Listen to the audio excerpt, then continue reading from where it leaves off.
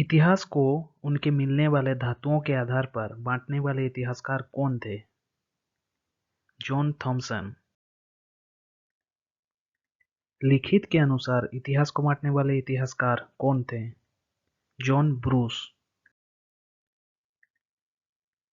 इतिहास को सबसे पहले 3 खंडों में बांटा जाता है: प्राग ऐतिहासिक काल, आधि ऐतिहासिक काल और ऐतिहासिक काल। प्राग ऐतिहासिक काल, जिसमें उस टाइम के मानव को लिखना पढ़ना नहीं आता था और उस टाइम कोई भी लिखित साक्ष्य नहीं मिला था।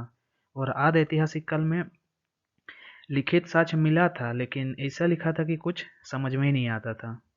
और ऐतिहासिक काल में इस टाइम के मनुष्य को लिखना पढ़ना आता था और लिखित साक्ष्य मिला था।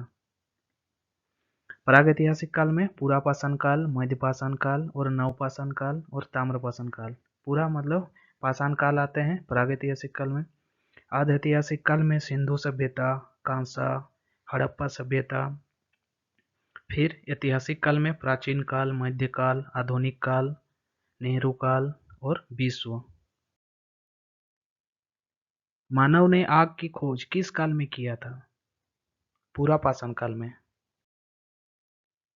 दुनिया के जितने भी पुरातात्विक स्रोत पाए गए हैं वे किस म्यूजियम में रखे गए हैं? कोपेनहेगन म्यूजियम में रखे गए हैं जितने भी मतलब पुरातात्विक स्रोत पाए गए हैं, जो कि डेनमार्क में है। कोपेनहेगन डेनमार्क में है। और भारत में पुरातात्विक स्रोत इंदिरा गांधी मानव संग्रहालय में रखे गए हैं, जो कि कहाँ है? भोपाल में है। और यह संस्कृति मंत्रालय के अंतर्गत आता है, इंदिरा गांधी मानव संग्रहालय। सबसे पहले चावल का साक्ष्य कहाँ देखने को मिला? कोलडीबा में, जो कि उत्तर प्रदेश में है।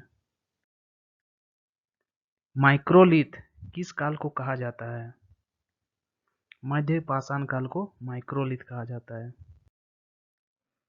किस काल को मेगालिथ कहा जाता है? नवपाषाण काल को मेगालिथ कहा जाता है। किस काल को चालकोलिथ कहा जाता है? ताम्रपाषाण काल को चालकोलिथ कहा जाता है। भारत में पुरातात्विक स्रोत के जनक किसे कहा जाता है? कनिंघम। कनिंघम को भारत में पुरातात्विक स्रोत के जनक कहा जाता है।